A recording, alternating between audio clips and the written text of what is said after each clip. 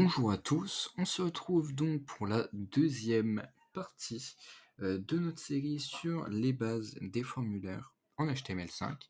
Et aujourd'hui, on va donc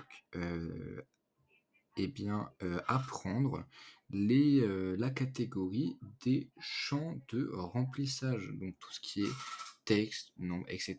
Vous verrez plus précisément dans quelques secondes. Ensuite, on va passer dans la catégorie des remplissages spécifiques. Donc, on va voir 4 types d'input différents et donc que des types d'input qu'on va pouvoir remplir, donc que ce soit du texte, des nombres, etc.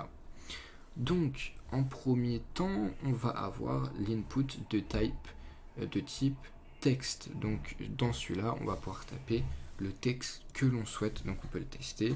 On peut écrire des majuscules, des minuscules, des espaces, des chiffres. On peut écrire tout ce qu'on veut. Et du coup, on peut voir dans notre balise qu'on a non seulement donc le type, le name, le nom, l'ID, mais aussi placeholder. Et donc, placeholder, c'est ce qui va être écrit, donc que vous voyez dans beaucoup de sites, ce qui va être écrit en gris et en dessous, on va dire derrière le texte. Mais donc, lorsqu'on ouvre notre page, c'est ce qui est écrit dans notre élément qu'on va pouvoir remplir et qui indique ce qu'on doit écrire. Donc par exemple là j'ai écrit texte normal, mais j'aurais pu écrire par exemple nom et prénom, et du coup j'aurais écrit mon nom et mon prénom.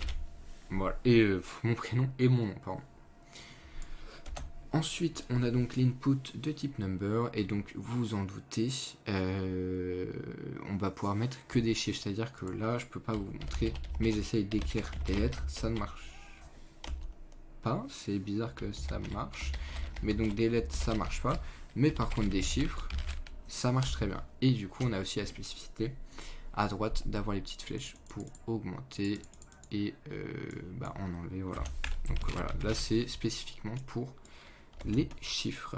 Ensuite, on a l'input de type email et password. Donc email, je ne vais pas passer beaucoup de temps dessus. En fait, c'est juste spécial, voilà, pour les emails. Donc, je vais flouter sur la vidéo tous mes emails. Mais donc lorsque vous cliquez dessus, ça vous propose vos différents emails que vous avez déjà écrits sur votre navigateur. Et donc, voilà, ça pourra accepter que si c'est un email qui marche bien. Et ensuite, l'input de type mot de passe, donc type password, lui, il a comme spécificité en fait qu'on va pas voir ce qu'on écrit, donc c'est caché, je sais pas comment on appelle ça quand c'est des petites étoiles, des petits points qui remplacent, mais c'est caché, donc là je peux écrire ce que je veux et on va pas voir ce qu'il y a d'écrit. Voilà tout.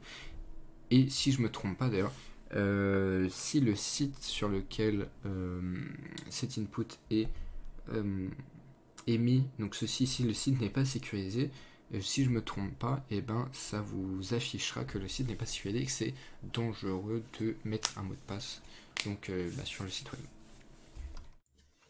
Merci beaucoup pour votre écoute et je vous souhaite une excellente journée. À bientôt pour la dernière partie de notre série donc sur les formulaires HTML.